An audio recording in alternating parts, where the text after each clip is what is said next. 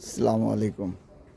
এই যে আমাদের নতুন গাড়ি, আবার এর ফিয়াত সিঙ্কোই শান্ত এই মডেলটা বাইর করছে। অনেক পুরাতন মডেল এটা। ইভেন এটা ফিয়াদের প্রথম মডেল, যেটা ছোট্ট, একেবারে ছোট্ট গাড়ি। এই যে এটা কিনা হইল, এটা সারাদিন চলে। এটা গ্যাস করা পেট্রোল,